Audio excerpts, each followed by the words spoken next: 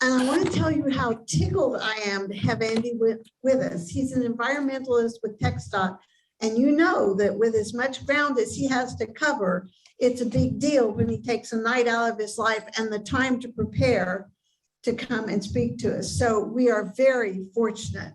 And in addition to his work at TxDOT, he's a botanist, an ecologist, and a conservation biologist with more than 20 years of experience in Central Texas plant communities. Hi, I'm Andy Blair. I'm a biologist. I'll tell a little bit more about myself here in a second, but I just wanted to kind of introduce the topic. It's something that's kind of near and dear to my heart, and it's shade-loving plants. And so I'll start with a little bit of a story. So I've been working for TxDOT as a biologist for 12, 13 years. And we had a project this last year where we were designing a retention pond, and it was going to be under a bridge, but it was going to, collect rainwater from the road and treat the water. And I thought, it'd be a great idea to put some good native plants in there to help filter the water and provide habitat.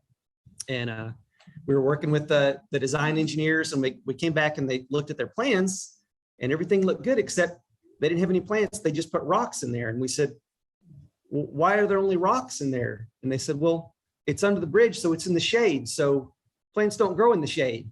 I said, what do you mean plants don't grow in the shade? Like, I've been down to that bridge and there's plants growing in the shade right now, and they're not getting as much water as they're going to be getting whenever we funnel all this water into these ponds.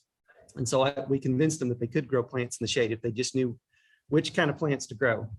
And so, for me, going to nurseries and looking for plants for years, it's one of the things that's always hard to find is a good variety of native plants for this area that can tolerate shade.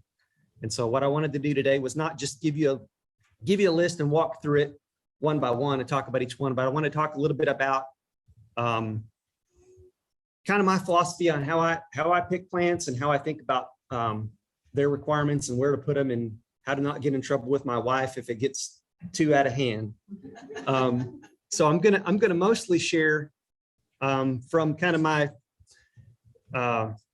personal experience and what I've learned through trial and error, and probably more error.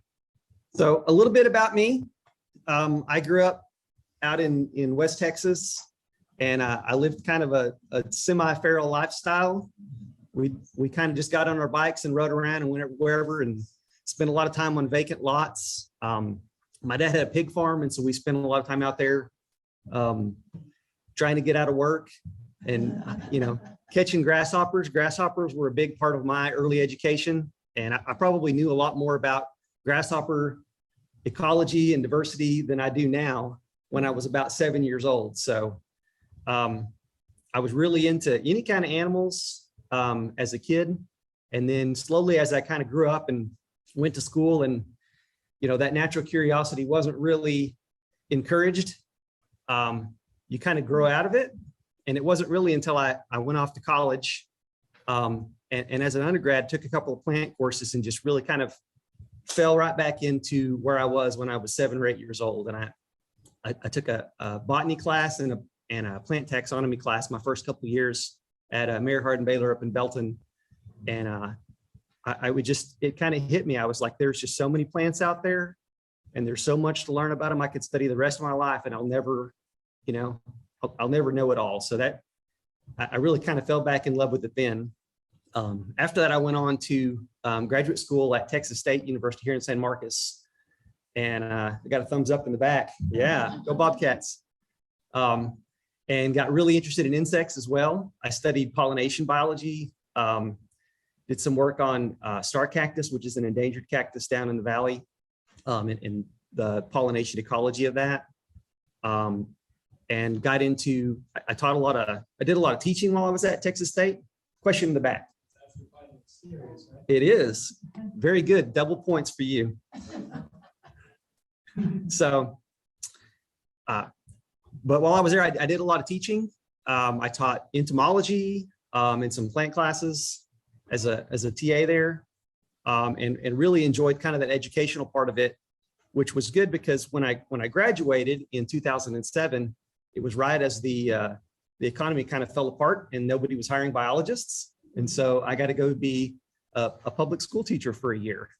Taught 7th grade life science, and I learned a lot about myself in that year. One of those things was that I don't think I could be a 7th grade life science teacher for the rest of my life, but I came away with a profound respect for people that do public education. It really is, it is a lot of work. Since then, I've been working for the Department of Transportation as a biologist.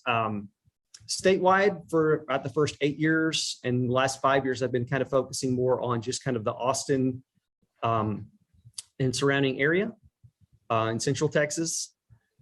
But one thing that I've really enjoyed, in addition to getting to go out and see plant communities and learn about plants and animals all over the state, is I've had some opportunity to do some teaching and trainings for other TxDOT environmental staff on plant ID and plant ecology and things like that. So that's something that I continue to enjoy doing.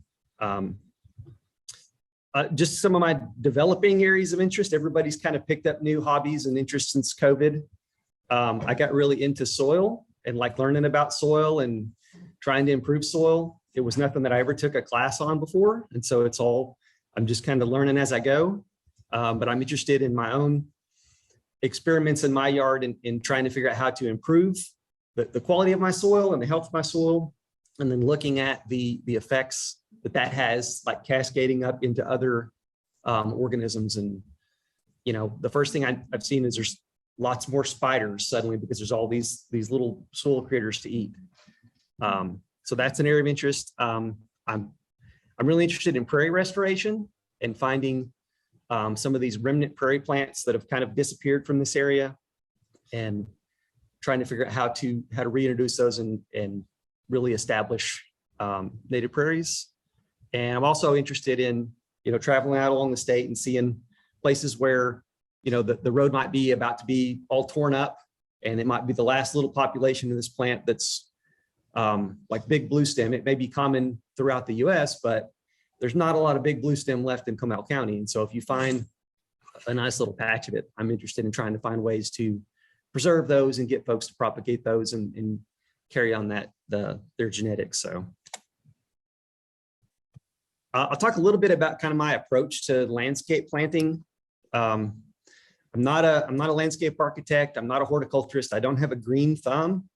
And so what I've tried to do is to kind of look at nature and look at how nature structures plant communities, and try to observe and learn as much as I can from that and bring that back to my home landscape.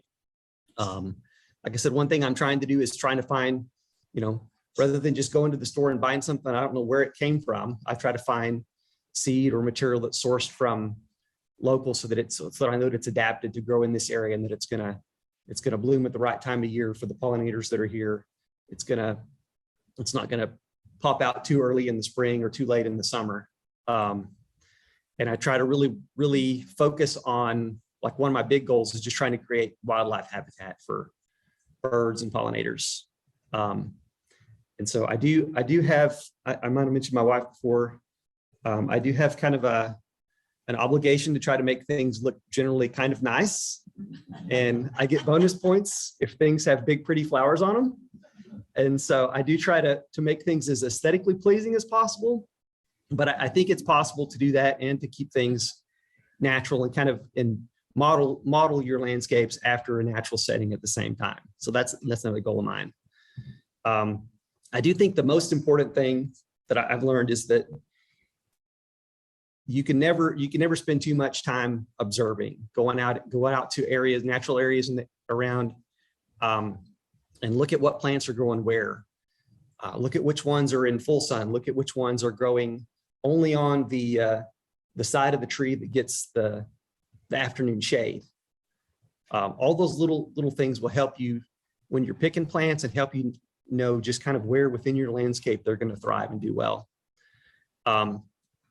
So that's really kind of my focus when I'm looking at how to set up a landscape. So when I think about shady natural communities that we have in this area, I kind of break them up into three kind of broad types. and these kind of fall out along a wet to dry gradient. So the wettest areas are going to be what I would call like mesic woodlands. These are in this area, those are going to be found mostly in kind of sheltered canyons, north and east facing slopes that don't get that afternoon sun. Those are areas where they maintain a little bit more soil moisture, even in the hot part of the year. And so you get plants that grow there, the red oaks, and you go a little further west, the big tooth maples. Those are the areas where you're going to have kind of those more eastern species, or species that need a little bit more soil moisture all the time. Mesic woodlands can also be found in like riparian or floodplain woodlands, so along the river, along creeks where you have permanent water. And I've got kind of just some examples where you can see of some mesic woodlands from this area. Dry woodlands, this is they're a little bit more prominent on the landscape here in this part of Texas. So these are going to be more your south and west facing slopes, or up on tops of the plateau where you have woodlands. They're kind of intermediate in soil moisture. And then as you move to drier and drier sites, you get to kind of these rolling hills that are more open, and you have more of a savanna type habitat where it's really more of a grassland with a little bit of shade mixed in. But in those shady areas, you can have plants, some of the shadier plants from the woodlands will grow in along those shady edges. And for some plants, that's really just the sweet spot. They like to be close to the prairie, but not all the way out on it. I was thinking about, if I'm trying to establish shady plants in my yard, or in any kind of landscape, how can I think about what's going on in a natural system and what I can recreate? And one thing that all of these shady areas have in common is, compared to a site that's out in full sun, they're going to have deeper and richer soils. There's more organic material, particularly from all the leaves falling off the trees. So you're going to have a higher organic material in the soil. And because you have all of that woody material that's breaking down, you're going to have a higher fungal to bacterial ratio, which, like I told you, I've gotten really interested in soil and soil ecology and soil biology. And it's really, really complicated. And apparently even the people that are experts in it at this point are like realizing how complicated it is. But that fungal to bacterial ratio does seem to be one of those things that's really important in determining which plants will grow where. And so some plants that grow naturally in a woodland, you take them and you go try to plant them in an area that's been in full sun, that has, shallow rocky soil, and it's a bacterially dominated soil, and they just don't have what they need. They don't have the right mycorrhizal fungi there.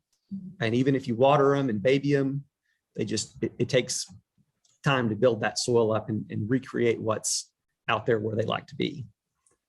Another thing about these shady areas is, because they have lower light conditions, there really are some trade-offs physiologically for plants between being efficient at producing energy in high sunlight versus low sunlight. And so most plants kind of specialize.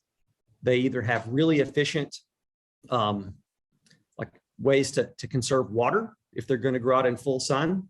They might have waxy leaves. They might have stomata that close more easily. You've got all of your worm season grasses that have that C4 photosynthetic pathway that is a much more efficient way to use water to make sugar. But if you're living in a shady area, you don't necessarily need all of those water conserving features. What you need is bigger leaves that have more surface area to catch light.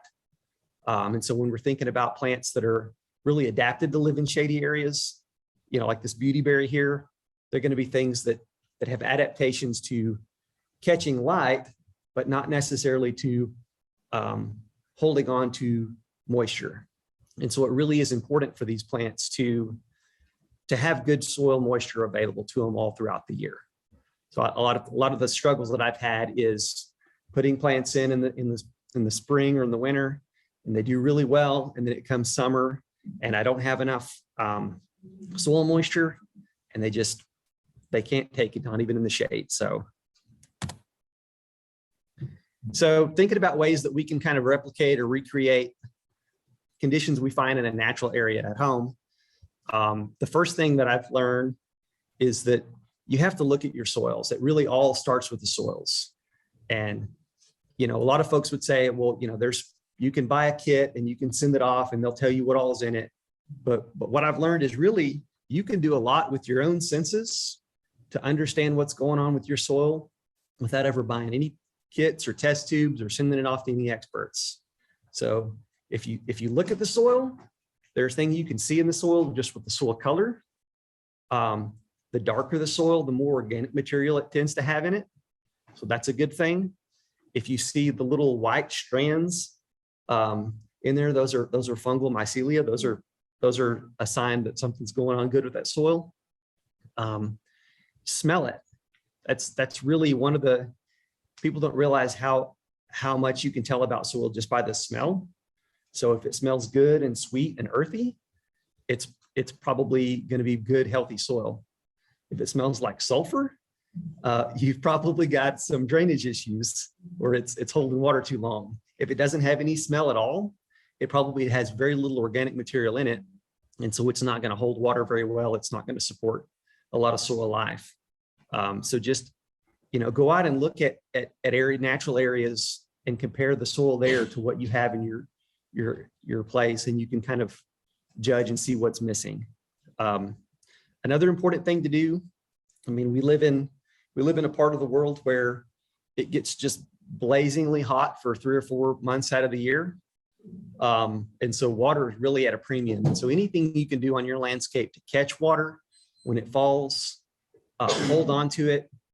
Rain barrels are a good option, but you can also use your actual landscape as well.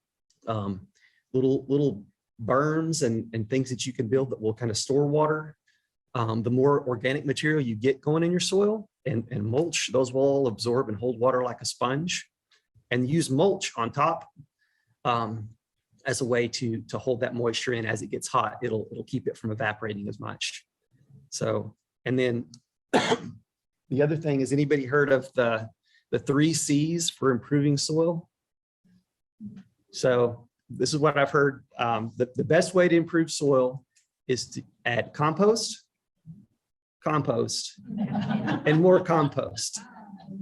And so that's been another kind of side project of mine, is trying to figure out ways to, use all of our food waste from our house and compost that, how to use lawn waste, how to go get the neighbor's lawn waste that they're going to put in bags and send to the dump, and scale that up to a point where I can take all of that organic material that's broken down and use it on my landscape to help do all these things to improve the soil. So minimize the picture and then we can. Yeah. There we go. Is that better? Move down that. Okay. Looking on the bottom too. Well, You can actually touch the screen. that just took me back. Okay.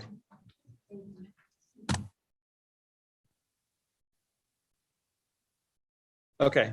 The other thing that I find is when you start talking about, I'm going to use the term wild plants. That's, my wife would probably call them weeds. There's a lot of hangups that people have, and some of them I think are justifiable, and some of them are just sort of cultural byproducts. And one of them is this idea that they're weedy and they're unkempt, and that's just all wild plants are that way. And so you should buy plants that are well behaved and cultured. What I think a lot of that comes from is they're different from what people have seen. They're different plants than what people have seen. And if you just kind of throw them all out there willy-nilly without any kind of structure or anything, they do kind of look weedy and unkempt. And it looks different from your neighbors. And so they kind of stand out in like a sore thumb. Another common complaint you'll get as well, native plants are great, but they're great for wildlife, but they're not as showy as these, cultivated ornamentals that I've got from East Asia. And to that, I would just say, well, there's a lot of plants you don't know about. And there's a lot of plants that are maybe only really showy for 2 or 3 weeks out of the year. But if you showcase them in the right way, they really will stand out and will catch people's attention. The other one that I don't know how to get around is this idea that if you have any vegetation that's taller than your ankles, it will automatically like produce snakes. And they'll come from miles around looking for that one little patch of vegetation that hasn't been mowed down, and then you'll have snake problems forever. I don't know how to get around that one. I will say that I've got some kind of naturalized areas in my yard. And the one place that I did find a coral snake was like in the part of the yard that was just always mowed. So I don't know what to say about it. I will give a little bit of advice for kind of my approach to kind of getting past these hangups. And I think there's some things that you could do to really address some of the things that are real concerns. So create intentional plantings. If just putting in a border around a more naturalized area can make it look like, oh, that's supposed to be there. And even, that part of the year when maybe things are a little dry and it's not looking at its best, people will at least give you a little bit more benefit of a doubt that it's not just you haven't been out there and mowed because you're lazy.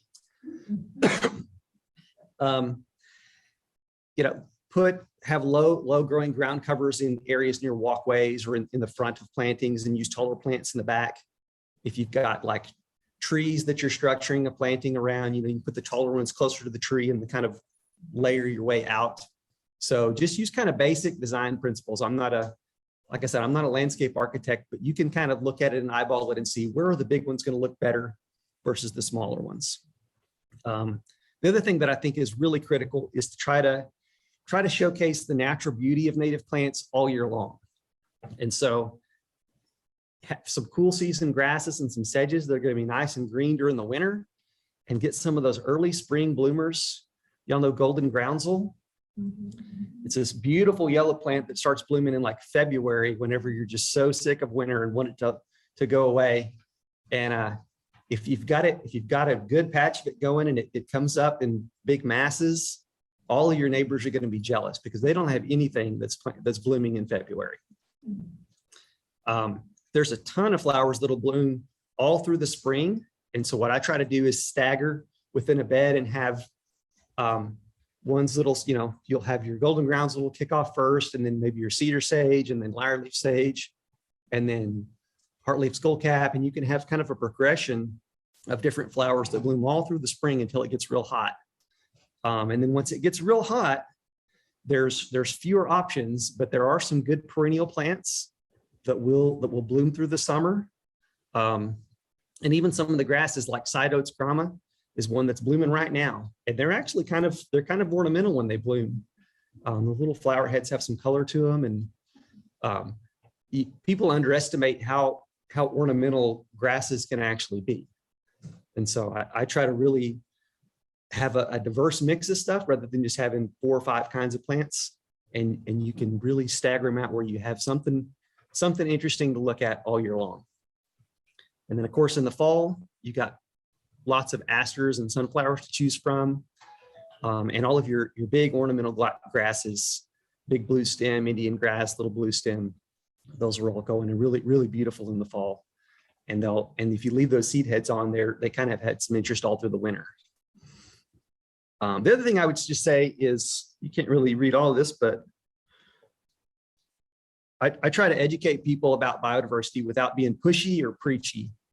And so, I've got neighbors that'll walk by and ask a question, and I use that as an opportunity to say, oh yeah, this is on purpose. And this is why I plant these things. I really appreciate bees and butterflies and hummingbirds. And I've had some interesting talks with the exterminator guys that want to kill all my insects in my yard. And I'm like, well, let me tell you what I'm doing here. So, but I always try not to be preachy to people, because if you're really going to make an impact and get them to understand, it's going to be because they're coming and asking the question.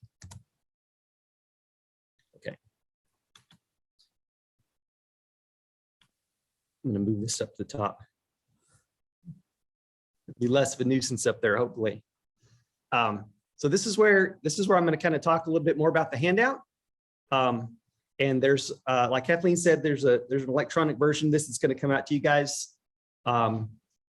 And what I did on the electronic version was I actually made a hyperlink on the plant name that'll take you to the Lady Bird Johnson Wildflower website page for that plant. A few of the plants don't have any pictures or many pictures or a lot of information. So there may be other sources on the internet. And you can also go on, if you're familiar with iNaturalist, it's a really great tool, and you can really learn. I've learned a lot about these plants and other native plants through iNaturalist. So I would use this list as kind of a jumping off point if you want to learn more about shade loving native plants for this area.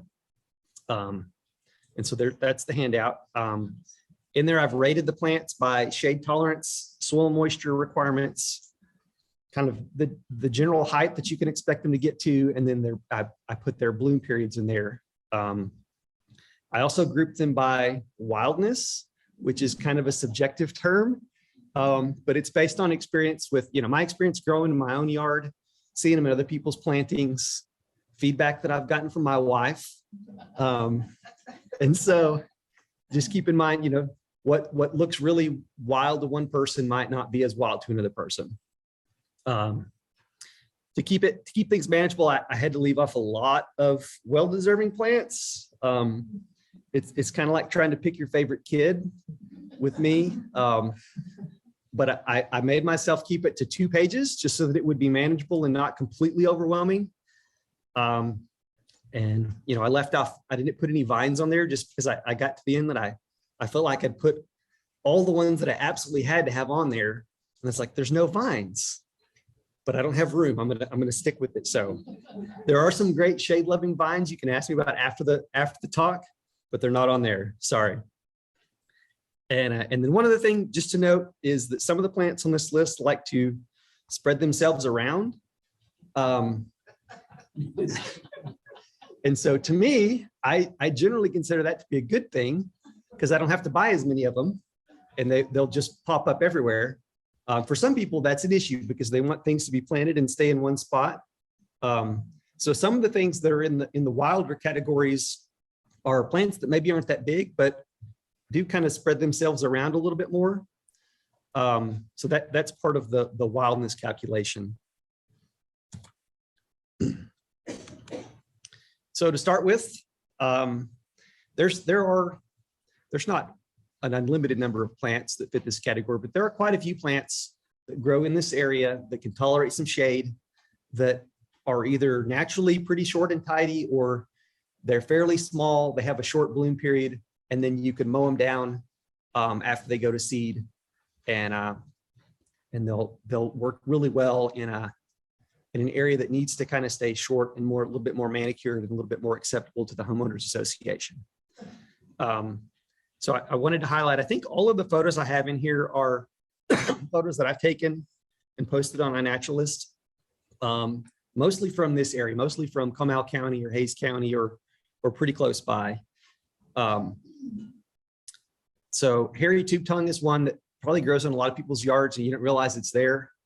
It's a low growing kind of inconspicuous plant that has these little small, they're much more attractive if you get the magnifying glass out. They're kind of small, but they're a great habitat plant for small little pollinators, and they love terrible soil, and they can grow in almost full sun. They can grow in almost full shade. They don't take a lot of water. They're pretty versatile. So they're one of my favorite little plants. And I would hope that those would become a little bit more widely available for folks that are looking for these kind of shady options.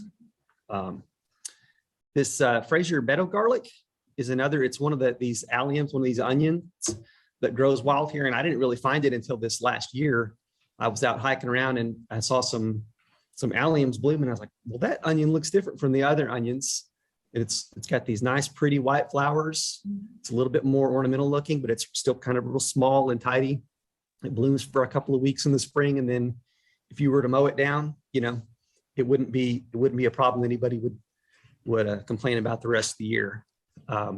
Missouri violets are another good, nice little plant for kind of filling in shady areas.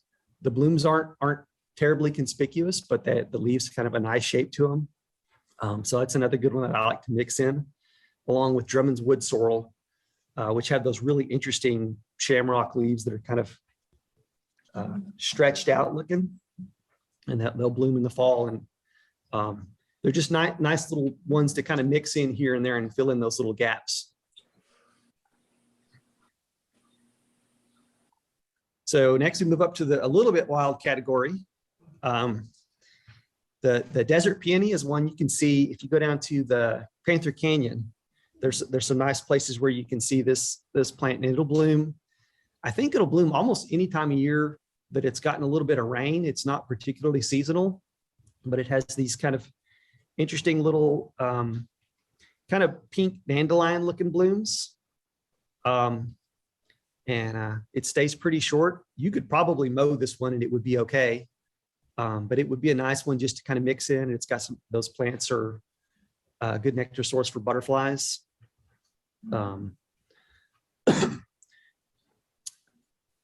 Cherokee sedge. This is another one of my favorite. Like I'm really into sedges right now. I'm trying to learn all the different types of sedges, and there's a lot.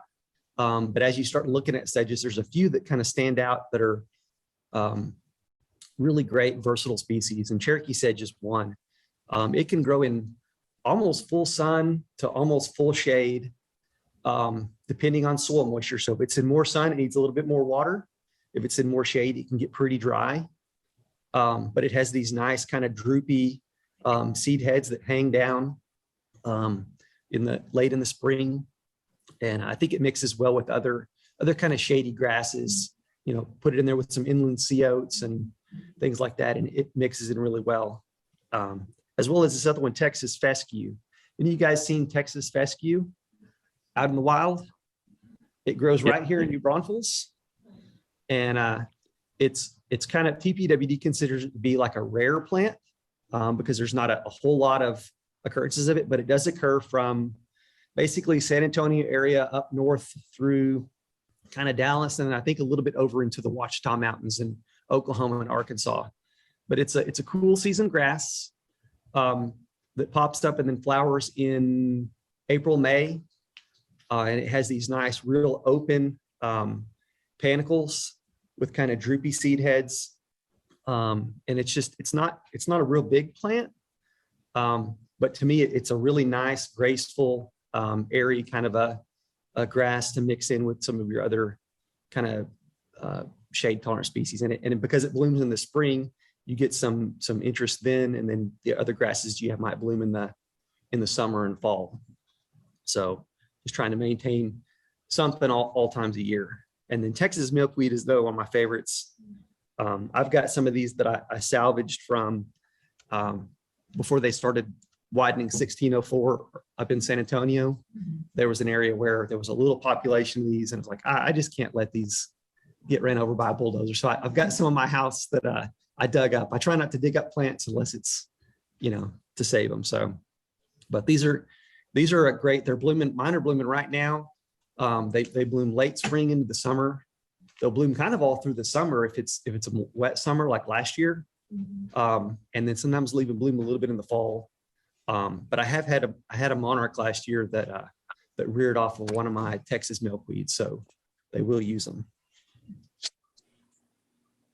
And it's the only milkweed I know that will really grow in like full shade. Most of the ones we have can take a little bit of shade, but they really like more sun. This one likes full to dappled shade.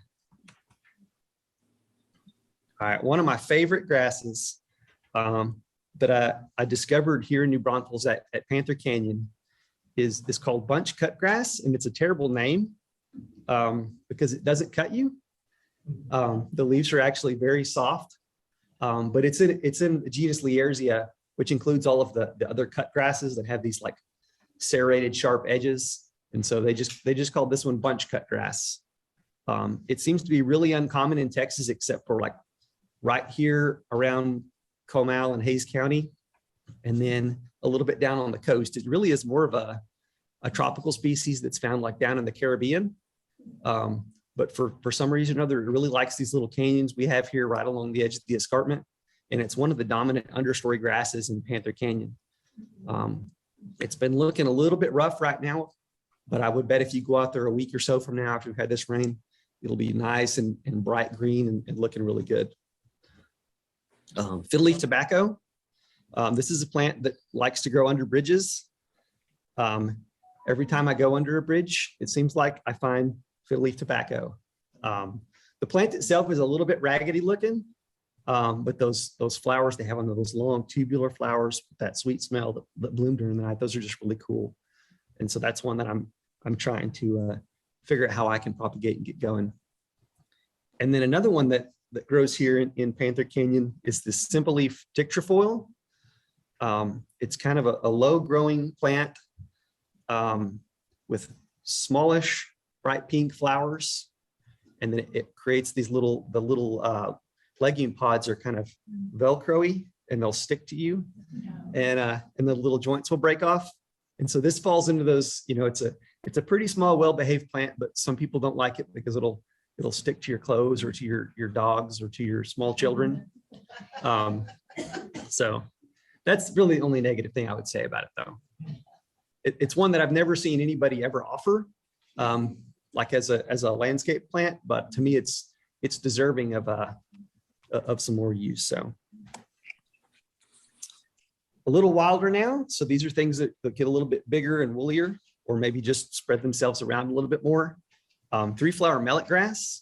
This is another great cool season grass that grows around here. It likes to grow in the same kind of places where you find Texas fescue, which are kind of dry woodlands or savanna areas where you have some good shade in the afternoon. So like tucked up right underneath the northeast side of a big oak tree, in an otherwise pretty open sunny area, you'll find both of those growing together a lot. And they mix well together. Their inflorescences kind of look good together. Those are a good pairing, I think. Blue curls, Phacelia congesta. This is another, I think everybody should love this plant. If you just look at the flowers, they're really beautiful. They always have pollinators on them. The bees love them.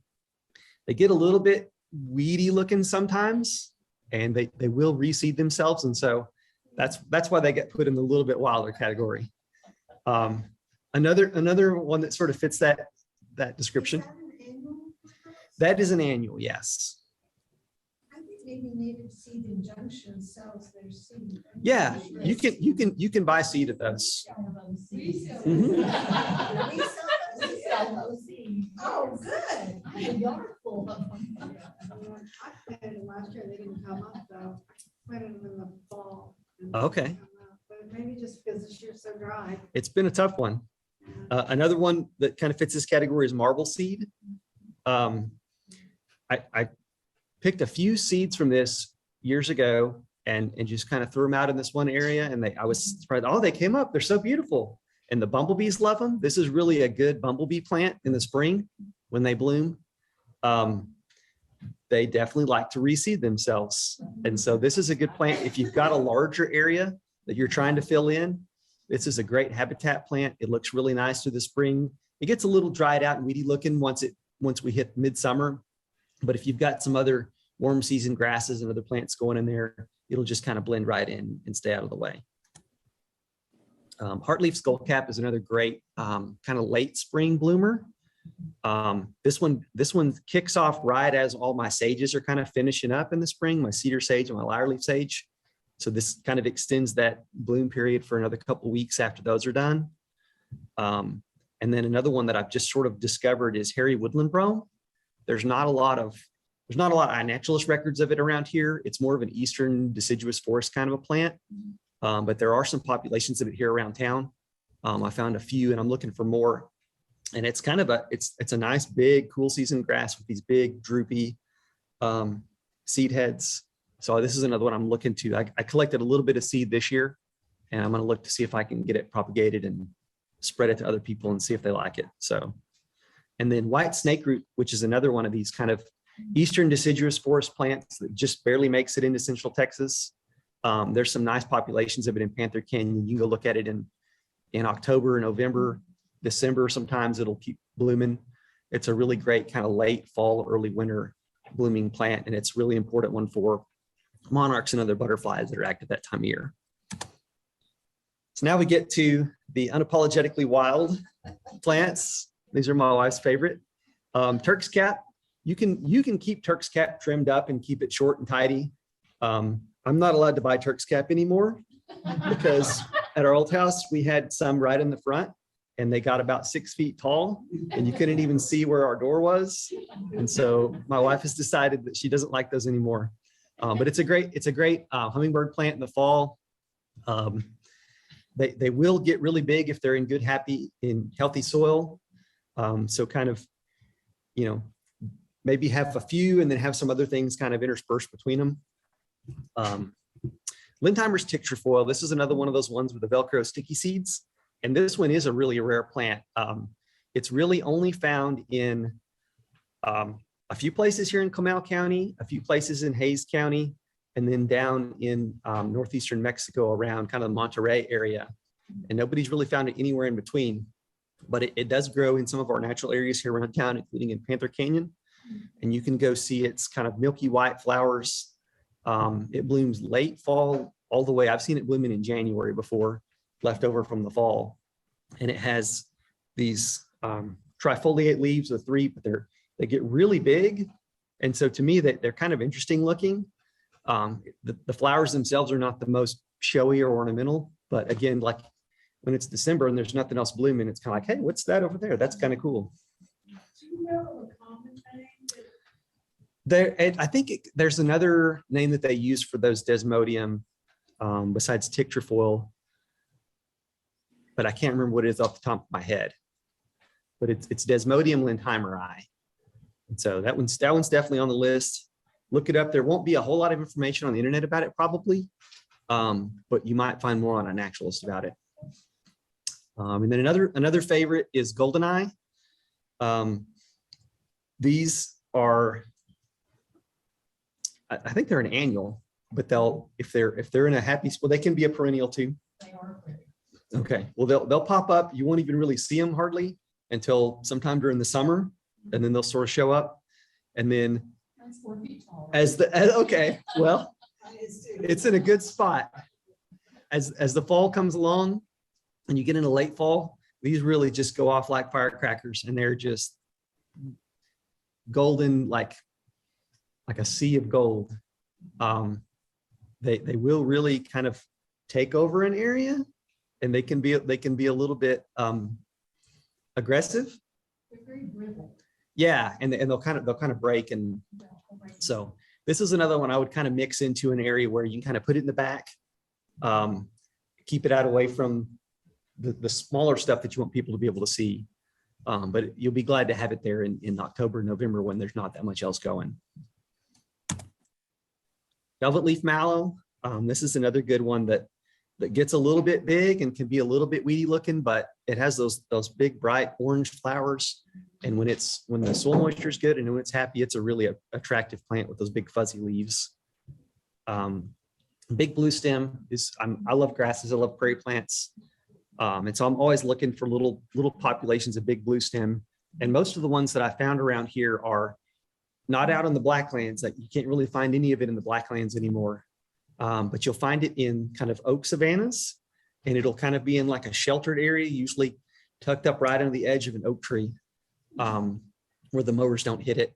And it seems to do pretty well in dappled shade. So that's another really nice one can be really ornamental in the fall, and it's a great habitat plant too. And then another favorite of mine is starry rosinweed. All the silphiums are great because they'll bloom through the middle of the summer. If they get a little bit of water and are happy, they'll start blooming in early June and they'll go all the way into the fall. So it's a great plant to have on your landscape when everybody else is, just trying to keep their grass alive. You'll have these big, bright yellow sunflowers blooming out there. And I got to throw in some shade-loving shrubs. These are 3 of my favorites that I have going at my place. Texas barberry. They tolerate shade a lot better than the agarita, their cousin. And to me, they're a little bit more well-behaved, especially if they're in kind of a rich soil. Agarita pretty much only does well if it's in really kind of rocky, dry, well, it's really well drained soil. Otherwise they get real leggy and kind of fall over. These guys hold a nice shape to them. They have the nice red berries in the spring. The leaves kind of have a purplish color to them sometimes. So they're a really attractive shrub, and they're only found in, a few counties here in Central Texas. So Andy, where did you get yours? I looked like crazy. Medina. Medina, Yeah. Where? Ernesto and Ishmael always have some out there. Every time I go visit them, I bring another one of these home. So I've got like 5 now. Where did you say? Medina Garden Nursery. Oh, Medina. Rusty Black Hog Viburnum is another really great. These guys can take quite a bit of sun too, which is something I didn't realize about them because I've always see them like in really shady areas. But mine that I've planted, this one here is in the corner of my yard, and it gets a little bit of shade in the morning, and then the rest of the day it's in full sun. And I don't really water it at all, and it just does great. I'm checking out your toes. They're a pretty versatile shrub. They've got nice flowers in the spring. They've got the berries on them. The leaves kind of turn a maroonish color in the fall. We had them this understory. Yeah. Small, they're not. big Yeah, trees, and but they'll- like a Mexican Mhm. plum Mhm. type tree. Yeah. And the berries were wonderful. Oh yeah, they're great. They're a great understory. They're really versatile, and I think they're not used enough. I think they're a real workhorse plant. And then Carolina buckthorn, I really love Carolina buckthorns, and they look really great in shaded areas where they're kind of more open and airy. If they're in the sun, they kind of stay nice and compact. But I'd never been able to transplant them. Like I would buy a young one and I would put it in the ground and I would baby it and it would die. And then I'd go buy another one and I would put it in the ground and I'd baby it and it would die. And so I collected some seeds and I got them going in some pots and some real rich composty soil. And then I waited until the fall and I put them in a spot, and I made a big composty, mulchy bed, put them in there, watered them really good, gave them compost tea, and now they're doing great. They're maybe 3 years old, and they're popping up this year and getting a little bit taller. And so I think they have to have just the right conditions in the soil. And it may be some, mycorrhizal fungi association that they really are keying in on. And if you don't have that, they just struggle and can't make it on their own. That's what I think it is. So, but if you can get them going, they're a really great attractive shrub, I think. So, questions? Yes. What would you recommend? I mean, should I like top dress with mushroom compound, or what would you? I try. I mean, my strategy, and I'm still doing a lot of trial and error, is I try to use different ones. I'm trying to make as much of my own compost as I can, but I do go buy and supplement with mushroom compost, with soil conditioner, with different. I don't use anything that has like artificial fertilizers in it, because that's plants and mycorrhizal fungi have this relationship where the fungi will go out and like bring nutrients to the plants. And if you give the plants all the nitrogen that they need, then they don't make those partnerships with the mycorrhizal fungi. And then whenever it gets really hot and dry and they need those mycorrhizal fungi to help bring them water too, they're not there. And so I don't use anything that has like soluble nitrogen or phosphorus that's going to be just like steroids for the plant. But anything that's organic, any kind of organic compost like that is going to be, I just try to mix it up and not use the same thing over and over, because I'm trying to get as diverse of a microbial community as I can. But you said 2 things. You said mushroom compost and something else. I just look at, I'll do dillo dirt. There's several different kind of topsoil with compost or compost to manure. I just try to mix it up. And you put it on top, and how often do you do it, and how deep? I've been doing it. I did some this weekend because I knew it was about to rain. And so I put out more. Like some people would just do it like only in the winter or only in the spring or like twice a year. I kind of just try to time it when I know we're going to have some wet weather. And I'll water it in real good first, because if it's got all those microbes and stuff in it, you don't want to just put it out there in the middle of August when there's not going to be rain and they're all going to die.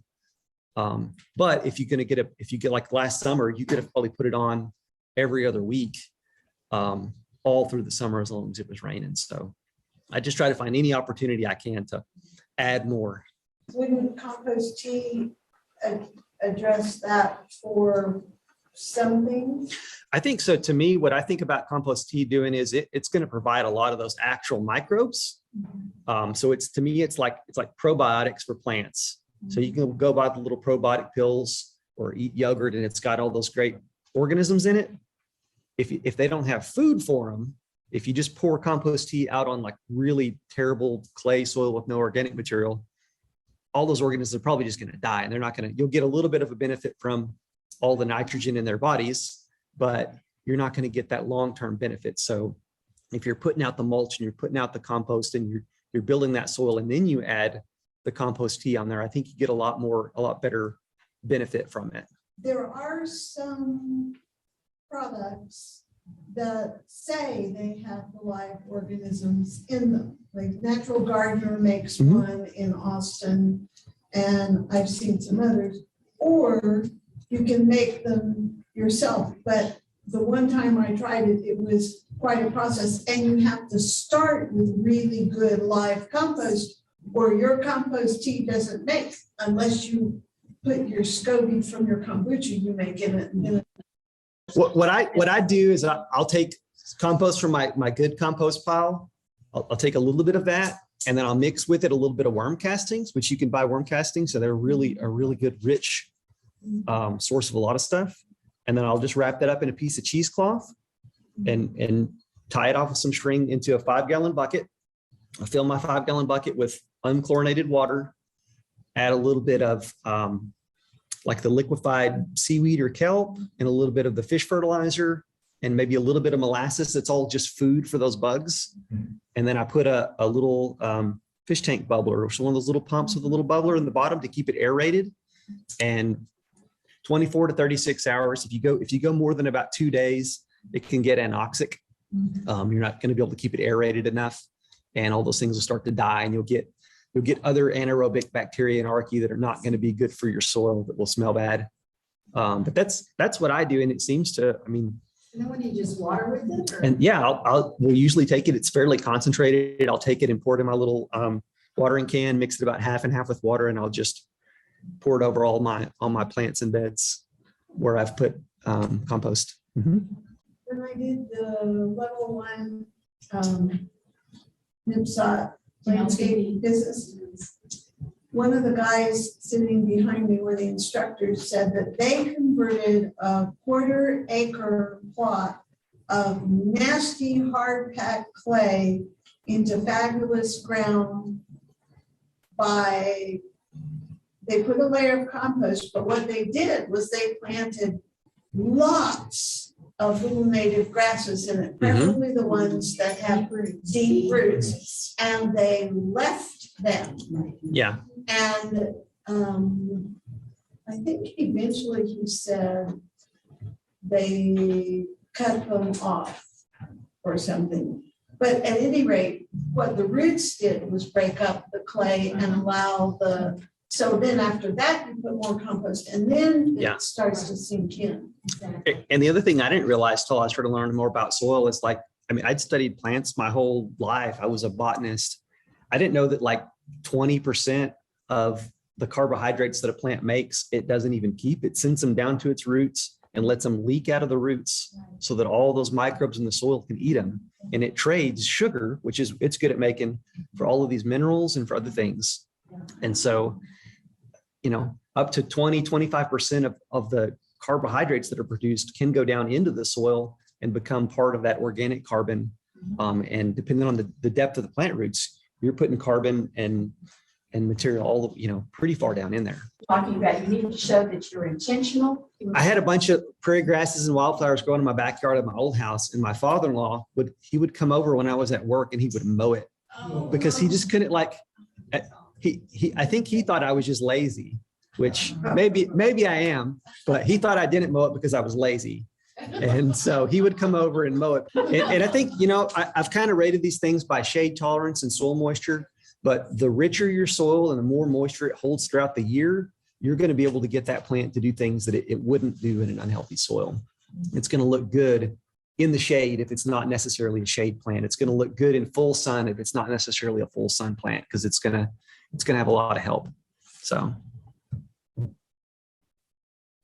Well, thank you. That was. You bet.